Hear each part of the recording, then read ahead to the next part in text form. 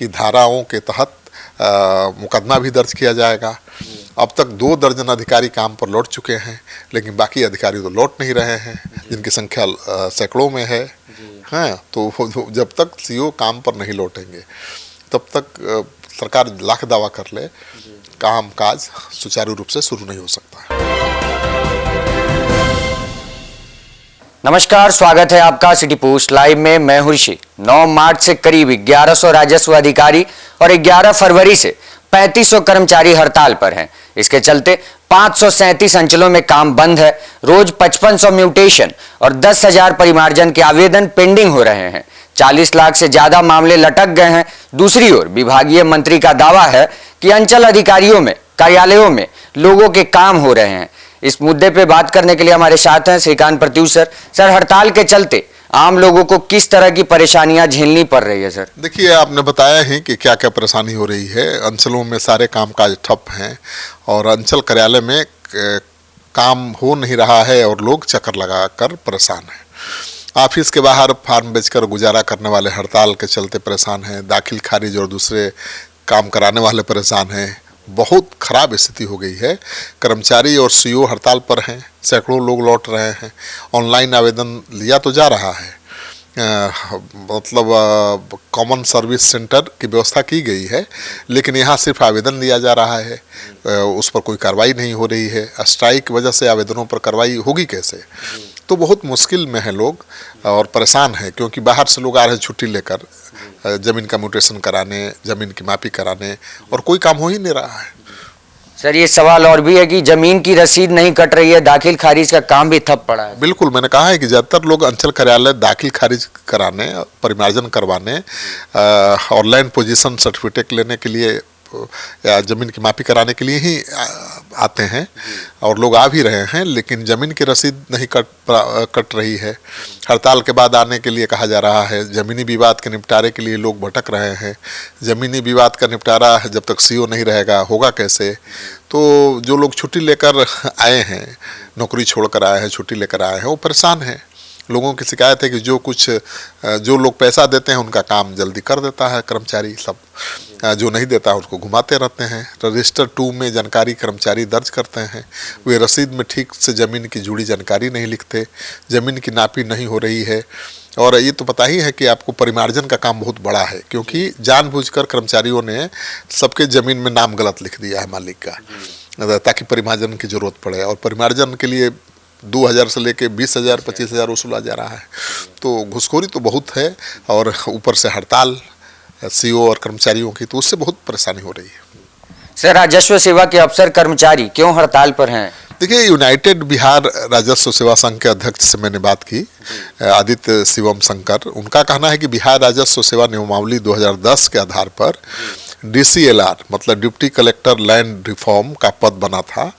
अब DCLR की जगह उसके समकक्ष ADLO माने assistant district land acquisition officer पद बना दिया गया है। उन्होंने बताया कि DCLR के समकक्ष ADLO पद बनाए जाने के खिलाफ हड़ताल की जा रही है।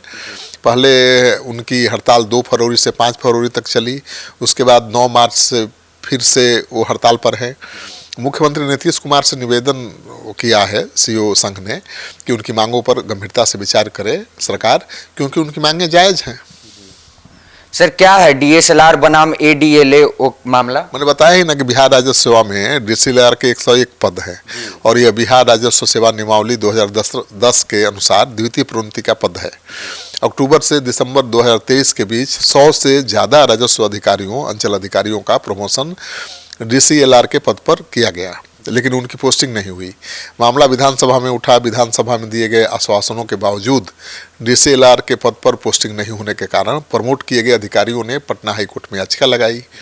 सरकार ने DCLR के पद पर राजस्व सेवा के पदाधिकारियों को पोस्टिंग की जगह समकक्ष ADLO का कुल 104 नया पद सृजित कर दिया। मामला फिर से कोर्ट में गया, और कोर्ट ने 3 महीने के अंदर DCLR के पद पर पोस्टिंग करने और नए बनाए गए ADLO पद पर बिहार प्रशासनिक सेवा के पदाधिकारियों की पोस्टिंग करने का आदेश दिया। मतलब सीओ के पक्ष में आदेश आया पटना हाई कोर्ट का, लेकिन पटना हाई कोर्ट के आदेश के बावजूद डीसीएलआर के पद पर पोस्टिंग नहीं की गई सीओ की। इसके चलते अधिकारियों ने कोर्ट में याचिका लगाकर कहा कि अदालत के फैसले की अवमानना हुई है। बिहार सरकार ने हाई कोर्ट में कहा कि एसआईआर और बिहार विधानसभा चुनाव 2025 के बाद राजस्व सेवा के प्रमोट किए गए अधिकारियों को डीसीएलआर के पद पर तैनात किया जाएगा। अब तक इसे लागू नहीं किया गया है और यही है हड़ताल का प्रमुख कारण। सर, हाईकोर्ट के आदेश के असर को खत्म करने की कोशिश भी की गई। हाँ, सीओ साहब का आरोप है ऐसा, और उनका कहना है कि कैबिनेट की 29 जनवरी 2026 की बैठक में फैसला लिया गया कि डीसीएलआर का पद बिहार राजस्व सेवा से हटाकर सामान्य प्रशासन विभाग के अधीन किया जाएगा। इसे बिहार प्रशासनिक सेवा के मूल कोटि के अधिकारियों के लिए रिजर्व कर दिया गया। इसके विरोध में राजस्व सेवा के सभी पदाधिकारी जैसे आरओ, कानूनगो, सहायक चकबंदी पदाधिकारी, सीओ, एसओ, एडीएलओ और अन्य 2 फरवरी 2026 को अनिश्चितकालीन सामूहिक हड़ताल पर चले गए। राजस्व एवं भूमि सुधार विभाग के मंत्री विजय सिन्हा ने राजस्व सेवा के अधिकारियों से बात की, आश्वासन दिया कि डीसीएलआर का पद वापस राजस्व भूमि सुधार विभाग में लाया जाएगा। यह पद राजस्व सेवा के पदाधिकारियों को ही मिलेगा। ऐसा नहीं होने पर अधिकारियों और कर्मचारियों ने फिर से हड़ताल कर दिया है और उनका कहना है कि मंत्री को गुमराह कर रहे हैं अधिकारी।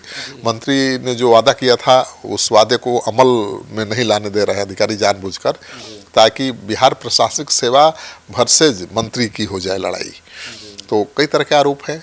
मंत्री से नाराजगी कम है, विभाग के प्रधान सचिव से उनकी नाराजगी ज़्यादा है और वो काम पर लौटने को तैयार नहीं है।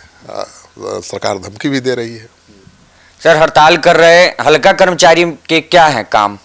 देखिए, बिहार के हल्का कर्मचारी 11 फरवरी से अपनी 17 सूत्री मांगों के साथ हड़ताल पर हैं।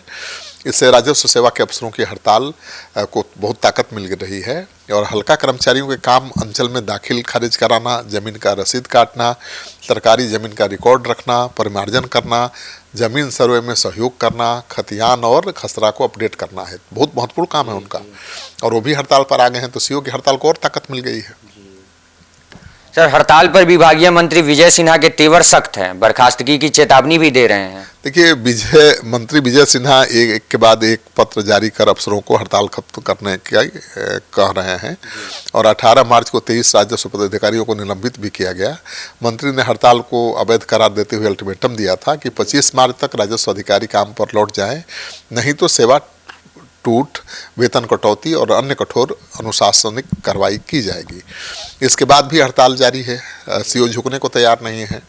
सरकार ने कई स्थानों पर सीओ का प्रभार वीडियो को दिया है। 27 मार्च को विजय सिन्हा ने कहा कि 1 अप्रैल से हर अंचल में काम होगा। जो अधिकारी काम पर नहीं है उनकी जगह काम कर रहे अधिकारियों को तुरंत अतिरिक्त प्रभार दिया जाएगा।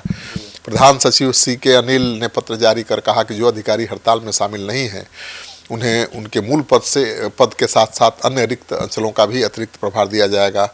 उन्होंने कहा कि अब तक वीडियो को दिया गया अंचल का अतिरिक्त प्रभार पर्याप्त नहीं है, क्योंकि उनके पास पहले से ही कई जिम्मेवारियां हैं। इसलिए अब सीधे राजस्व सेवा का कार्यरत अधिकारियों को यह जिम्मेवारी सौंपी जाएगी। अतिरिक्त प्रभार पाने वाले अधिकारियों को पूर्ण वित्तीय अधिकार दिए जाएंगे। प्रधान सचिव ने कहा कि काम पर लौट रहे अधिकारियों को डराने की कोशिश संघ न करे, नहीं तो ऐसे मामलों में भारतीय न्याय संहिता की धाराओं के तहत मुकदमा भी दर्ज किया जाएगा। अब तक 2 दर्जन अधिकारी काम पर लौट चुके हैं, लेकिन बाकी अधिकारी तो लौट नहीं रहे हैं, जिनकी संख्या सैकड़ों में है। हाँ, तो जब तक सीओ काम पर नहीं लौटेंगे तब तक सरकार लाख दावा कर ले, काम काज सुचारू रूप से शुरू नहीं हो सकता है। आपने पूरा डिबेट सुना, आप क्या सोचते हैं इस सरकार वर्सेस अधिकारी की हड़ताल पर? हमें अपनी राय कमेंट बॉक्स में जरूर दें और देखते रहें सिटी पोस्ट लाइव। धन्यवाद।